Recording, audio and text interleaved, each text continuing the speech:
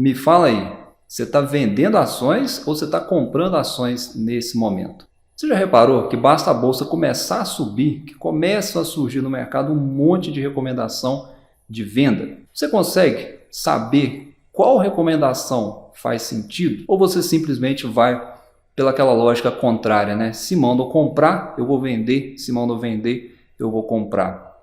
O que está em jogo é o seu dinheiro. Você sabe entender de fato o que está acontecendo na empresa para você tomar uma decisão de investimento? Vamos falar um pouco sobre algumas empresas, né, que vocês têm me pedido para comentar. Vamos lá, começar falando então das ações da Vale. Vocês têm me perguntado muito, né, sobre o que fazer com as ações. É uma empresa com as ações bastante imprevisíveis e a única certeza que a gente tem aqui é que ela segue os preços do minério de ferro, né? Então veja que quando o minério sobe, as ações da Vale também sobem, da mesma forma que quando o minério cai, as ações também caem. O mercado ele sempre vai seguir essa dinâmica de preço do minério de ferro para precificar a Vale, tá? Esse é um ponto. E o que nós tivemos recentemente deixando as ações ainda mais voláteis aí nos últimos dias? Teve um possível risco aí, né, de ingerência no radar, vamos dizer assim, com o presidente Lula tentando ali, né, emplacar o Manteiga na Vale como o CEO. O mercado não gostou disso, né? Fato, já ficou para trás. As questões sobre o rompimento da barragem em Mariana, né, estão no radar dos investidores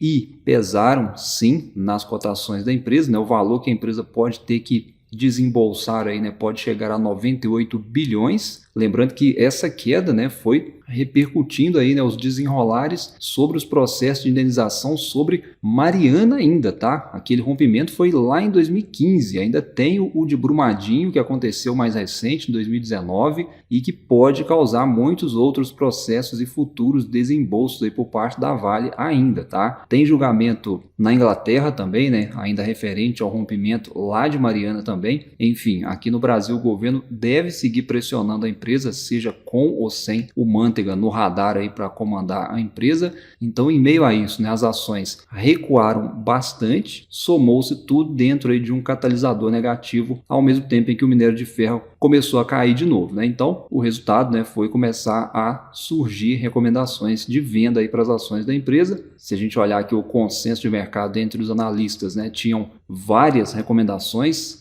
Anteriormente, né, era praticamente unânime aí as recomendações de compra para a Vale. Veja que hoje nós temos aí apenas 4 analistas fazendo a cobertura e só 2 que estão recomendando compra. Então você, investidor de Vale, tem que ficar esperto quanto a isso, né? É ficar atento nos fundos. Começou a subir, tira o pé do acelerador ou tira o pé do aporte, né? Olha para outras empresas. Começou a cair, vai olhando os fundos e vai reforçando a posição. E aí, para quem pediu para a gente comentar aqui um pouco sobre preço teto para a Vale, é válido também você comparar o lucro passado com as cotações atuais. Então veja que o mercado está pagando algo perto aí do que estava pagando lá em 2020, hoje, para as ações, né? Quando a gente olha para os lucros de 2020, ó, vamos fazer um exercício aqui, ó, os 3 primeiros trimestres aí de 2020, a gente tem aí quase 22 bi de lucro da empresa, com o mercado pagando na época perto ali dos R$60. Hoje, os 3 primeiros trimestres de 2023, que é o que a gente tem divulgado ao mercado até o momento desse vídeo, se a gente somar aí, né, dá uns 27, 28 bi, com as cotações R$5 acima daquele período lá de 2020. Porém, elas estão ainda bem abaixo aí, né, dos picos de alta que nós tivemos com o hype, vamos dizer assim, do minério de ferro, né? Sempre que o minério subiu muito, as cotações despontaram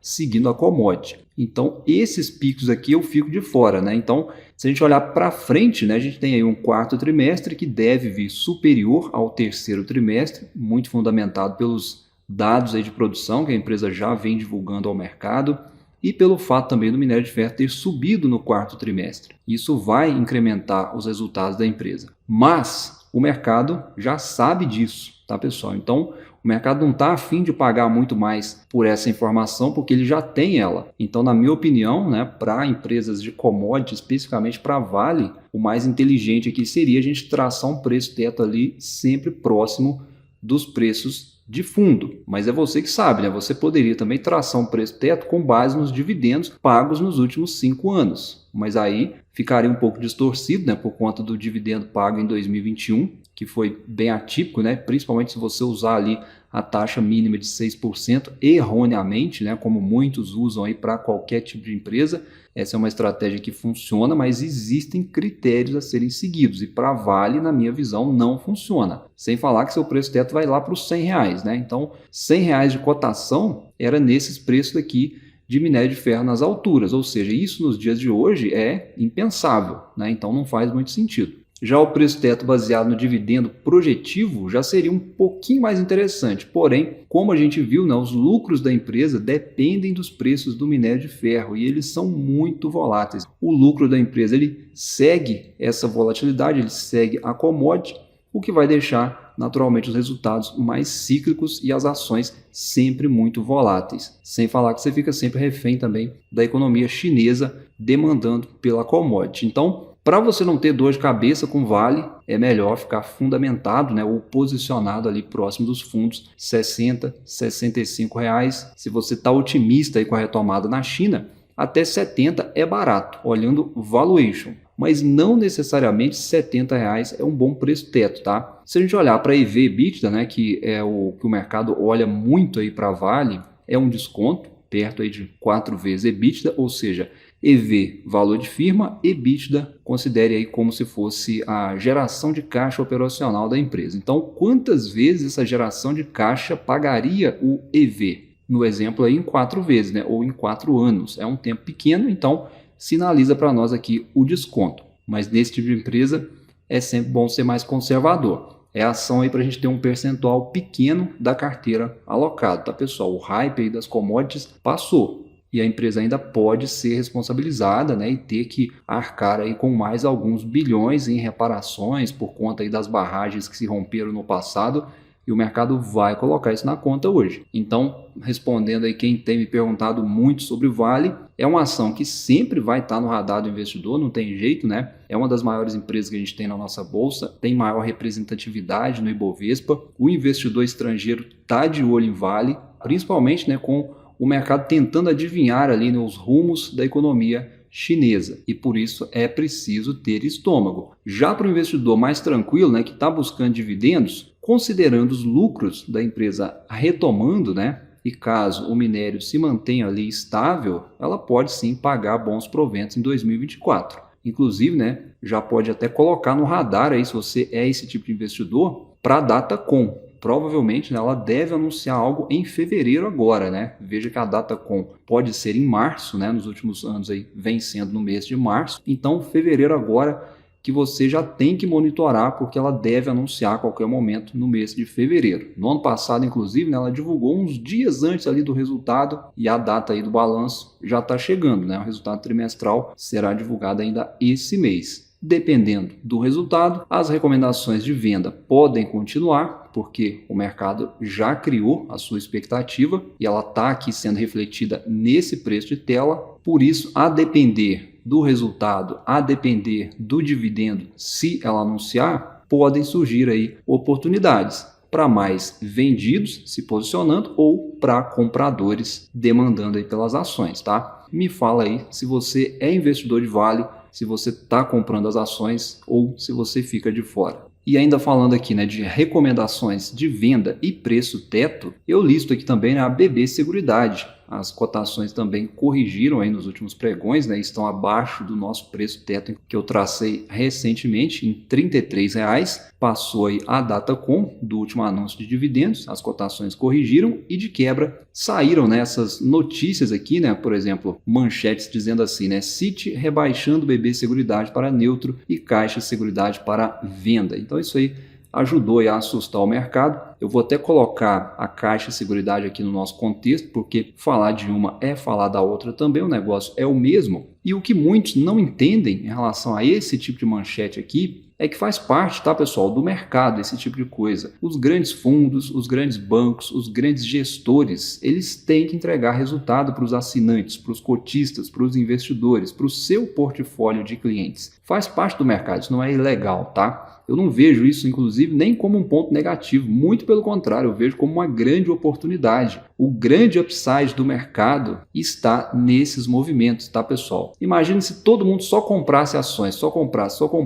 Se as perspectivas fossem só positivas, não teria upside, não teria atratividade à bolsa de valores, tá bom? Então, na minha visão, as oportunidades aparecem também graças a esses investidores aí, entre aspas, que operam no curto prazo, tá? Essa é a única brecha aí que existe para você, investidor de longo prazo, ganhar desses caras grandes, ganhar aí dos tubarões. Não adianta você brigar contra isso. É mais fácil aprender a usar a seu favor. Então, a BB Seguridade está abaixo ali, né, do nosso preço teto que a gente traçou nos R$33. Então, se eu tenho caixa, eu aporto. Entre as recomendações aí de venda, né, a Caixa Seguridade ainda não chegou lá no nosso preço teto que a gente estipulou, mas se chegar, se eu tenho caixa, eu aporto. É simples assim. Lembrando que não é sair comprando tudo quanto é empresa, né? Tem que estar na carteira, tem que estar na sua estratégia. Quem acompanhou meus últimos vídeos aí que eu fiz de análise dessas empresas, eu falei um pouco aí do racional, do negócio e basicamente, né, se não tem surpresa, o mercado opera vendedor. O gatilho negativo dos juros caindo segue no radar e pode sim pressionar aí o resultado financeiro dessas empresas. Porém, o lucro, a última linha que a gente chama, né, ainda assim vai ser forte em 2024. O dividendo vai ser forte, consequentemente. Então, se nesse preço eu tenho um bom dividend yield, que é o meu percentual de lucro em relação ao preço da ação que eu estou pagando, não tem por que eu vender, não tem por que eu me apavorar com esse tipo de manchete. Vejam só, né, como que tá as recomendações aqui para BB Seguridade, né? A maioria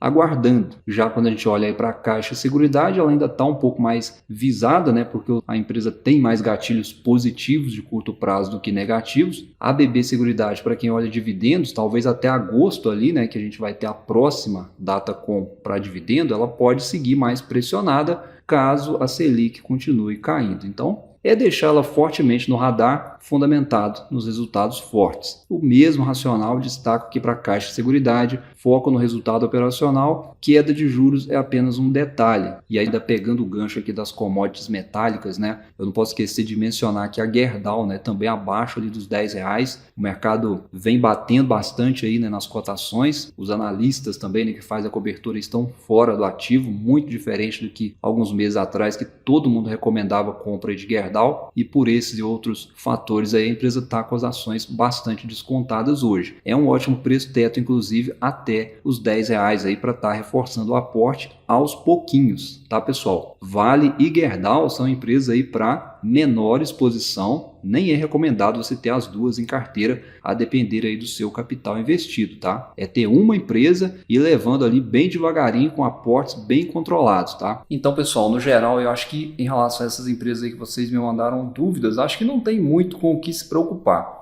Desde que, em primeiro lugar, né, você esteja diversificado, desde que você não esteja exposto demais a segmentos cíclicos. Nesse caso, é seguir olhando com olhos de oportunidade.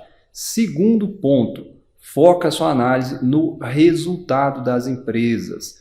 A temporada de balanço está aí para isso, para você ver a realidade das empresas que você investe. E terceiro ponto, se você está preocupado com essas recomendações de venda, olha para essas recomendações como uma oportunidade para você aportar abaixo do seu preço teto. O mercado sempre vai querer fazer você girar as posições, mas segue firme na sua estratégia, foco no aporte, foco no longo prazo, foco nas boas empresas e vamos em frente, né? Estudando aí, aprendendo cada dia mais aí com a Bolsa de Valores, tá bom? Um abraço a todos, bons estudos e a gente se fala no próximo vídeo.